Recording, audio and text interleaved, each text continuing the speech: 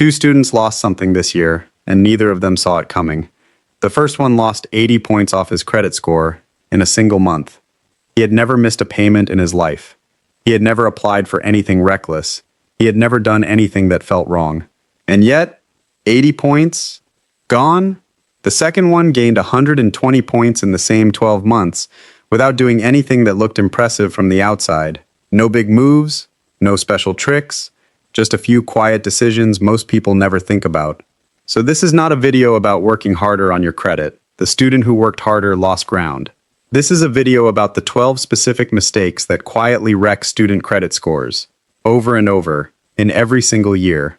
The exact 12 that the second student spent 12 months refusing to make. I will tell you what those quiet decisions actually were, just not yet.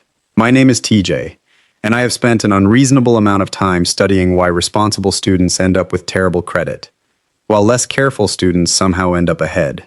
If you have ever checked your score and quietly wondered whether you are the problem, hit the subscribe button and like the video, because today we are walking through the 12 specific mistakes that quietly destroy student credit scores and exactly what each one costs you in real dollars. And I am going to give you one idea to hold on to for the whole video, because it is the thread running through all 12. Every mistake on this list is a version of the same thing. It is the price you pay for guessing how credit works, instead of actually learning the rules. I call it the confidence tax. And the cruel joke is, the more confident you feel while making these mistakes, the more they cost you. That is not a coincidence. That is the entire game. Now, meet Derick. He is 19. He is very smart. He watches finance videos every week. And over the next 20 minutes, he is going to walk straight into nearly every one of these mistakes. Not because he is careless, but because nobody ever sat him down and taught him any of this. And untaught is expensive. But stay with me, because something actually changes for Derick before the end of this video. Two promises before we start. One, I will tell you exactly what those two students did differently, and it hits harder than you are expecting. Two, the single most expensive mistake on this entire list is also the most boring one. It is near the end, and there is a very good chance you are making it right now, this week, while feeling completely responsible about it. Let's get into it. Mistake number 1, applying for the wrong card first. You have either done this, or you have badly wanted to. You see a card with a great sign-up bonus, cashback rewards, travel points, and you apply immediately. It feels like the smart move. It is actually one of the worst things a student with zero credit history can do, because rewards cards are built for people who already have years of credit behind them. Here is why guessing wrong is so expensive. Every single application triggers a hard inquiry on your credit report. That alone can drop your score by 5 to 10 points. Stack 2 or 3 of those in a short window, on a file that has almost nothing positive on it yet, and you have started your credit journey in a hole, before you even took a step. Derick did exactly this. He applied for a flashy rewards card 3 weeks into his first year. Rejected. He applied for a second one a week later, assuming the first one was just bad luck. It was rejected again. 2 hard inquiries, 0 approvals, and a credit file that now looked riskier than it did before he ever tried. The fix is not applying to more cards. The fix is applying once, to the right card, the kind specifically built for people with 0 history. Mistake number 2, paying the bill, but at the wrong time. Most students believe paying on time is the whole game. It is not. There are 2 dates on every credit card statement, the due date and the statement closing date. And most students have never even heard of the second one. Your balance on the statement closing date is what gets reported to the credit bureaus, not your balance after you have paid it. So if you spend close to your limit all month, then pay it off right before the due date. The bureaus already saw the high balance and reported it. Your utilization looks bad, even though you paid in full. That is the mistake that feels responsible and quietly hurts you anyway.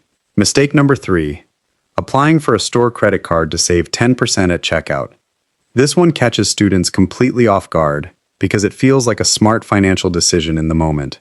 You are at the checkout counter at Target, Best Buy, or Amazon, and the cashier offers you an instant 10% discount if you open a store credit card right now. 10% sounds like real savings, and for a student watching every dollar, it is tempting. Here is what actually happens. That store card application is a hard inquiry on your credit report, the same as any other card application. Your score drops by 5 to 10 points immediately.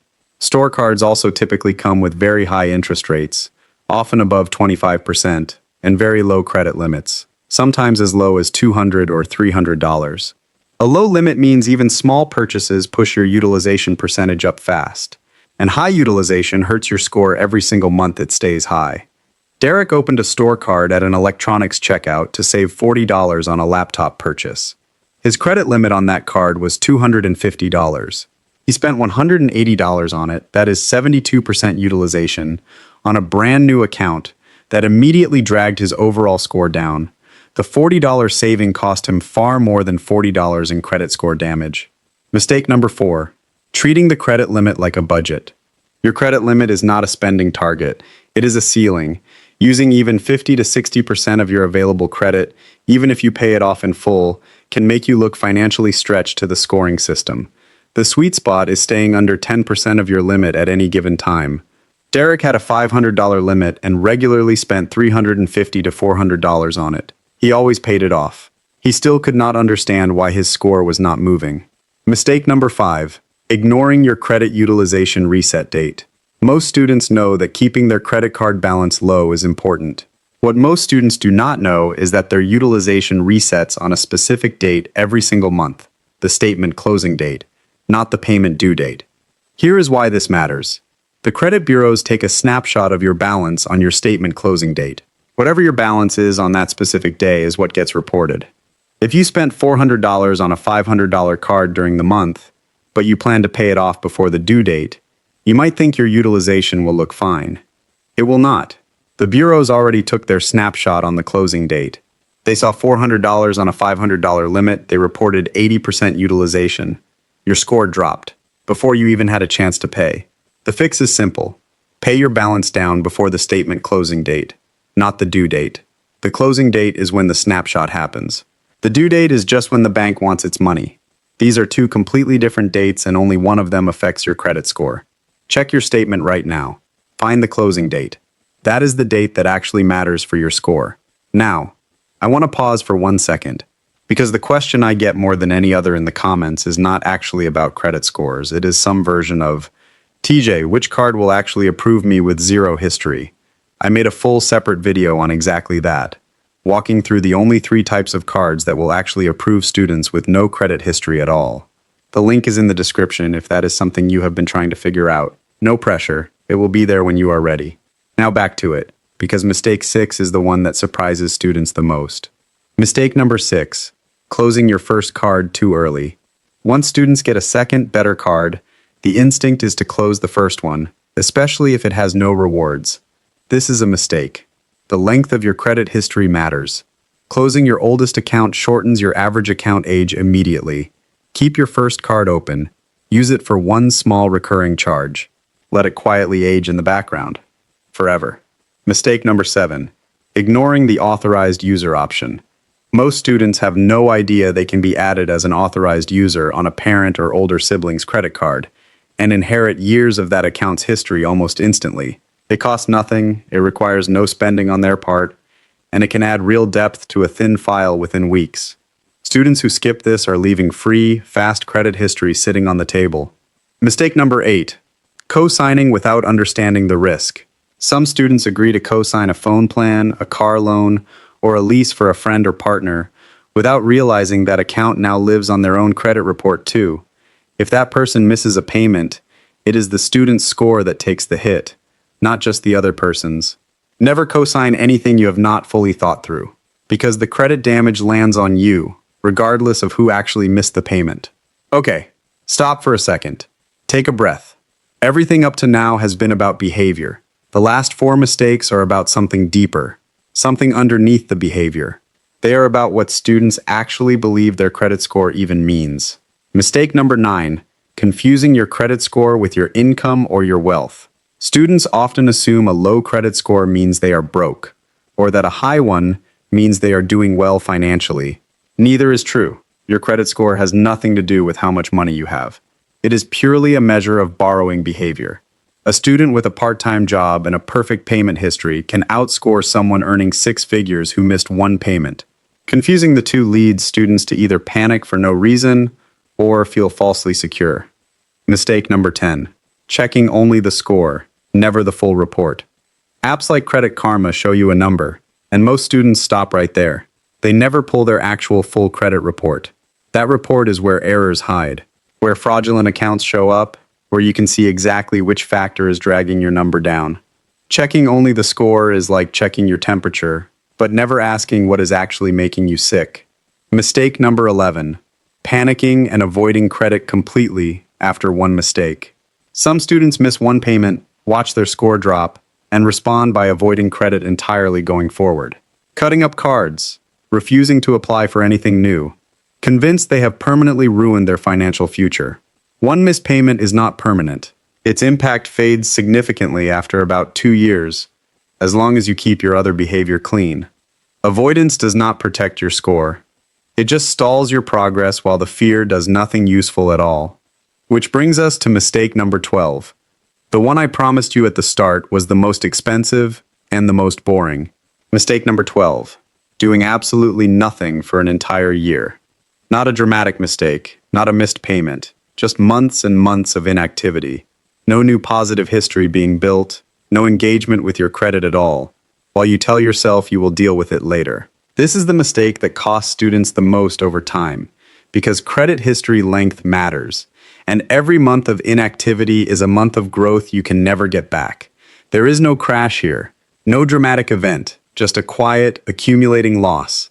So there's the 12 mistakes: the wrong first card, paying on the wrong date, applying for a store card to save 10% at checkout, treating the limit like a budget, ignoring your utilization reset date, closing the first card too early, ignoring the authorized user option, careless co-signing, confusing your score with your wealth, only checking the number instead of the full report, panicking and avoiding credit completely, and doing absolutely nothing for an entire year. Now notice what is not on that list.